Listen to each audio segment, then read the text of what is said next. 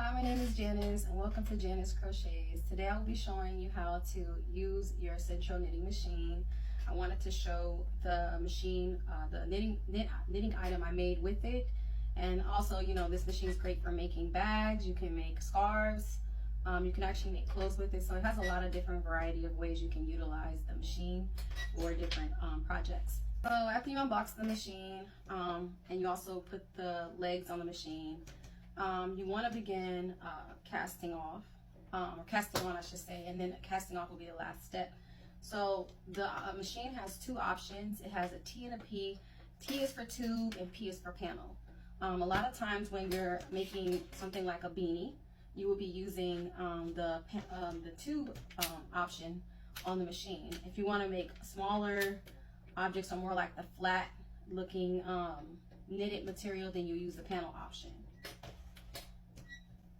So when you're starting your project, I think the easiest part is to start on tube and work from there. Now, when you're starting to make something with the tube option, you want to use some sort of scrap yarn to work on your project. And the reason why you want to begin with scrap yarn is because if you end up dropping stitches, or when you take your project off the machine, this yarn is to be able to just pull off. So that way the actual project doesn't get any snags, or if there's any sort of drop stitches, those stitches won't really count towards your project. Now, most machines have a counter on it where it counts how many rows you do every time you wind the machine. But in some cases, the stitch counter sometimes can stop working, so it's just important to still utilize measuring tapes. I use measuring tapes when I'm working on my projects to make sure that the project is the correct length.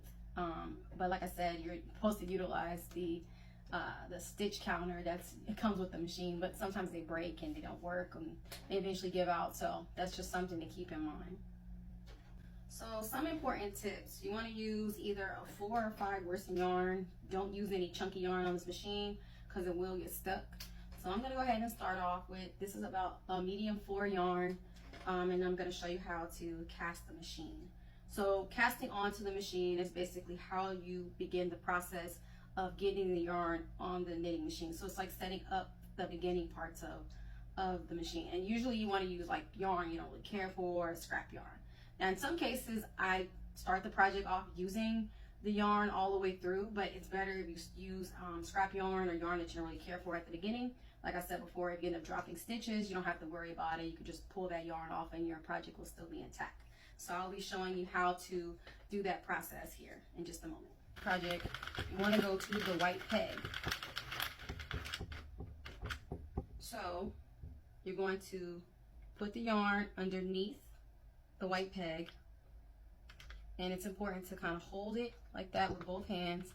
Make sure the white peg goes down, and next you're going to kind of go in and out of each peg, so front and back, until you make it all the way across.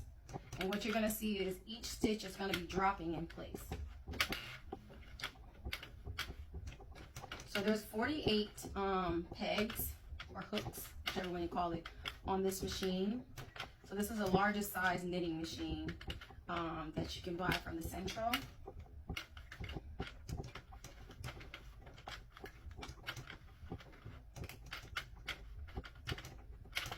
And it's important to go slow on this process to ensure that you don't end up missing a stitch. All right, so now that you made it to the end of the machine, you're going to make sure you place the yarn into the yarn holder. You're going to pull it down, make sure it clamps in correctly. And there's a tension holder for the yarn. So you're going to make sure you either use the tightest one, which is the first hole. There's a second hole that's like the medium, and then the loosest hole is for the third slot on the machine. So for now, we're just going to use the middle one for the yarn holder. And now what you're going to do is you're going to start cranking the yarn.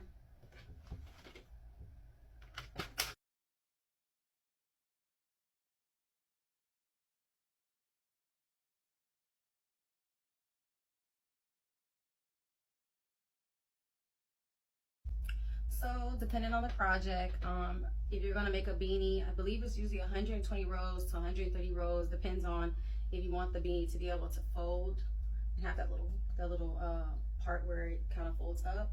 I usually measure mines just to make sure it's the length I want. Typically the beanies are about 19 to 20 inches in width, and usually the height of the beanie is usually anywhere from 9 to 12 inches. So if you have any questions or you enjoyed watching my video, please like and subscribe. And if, like I said, if you have any questions about the video, just send me a message or comment below. Until next time, later.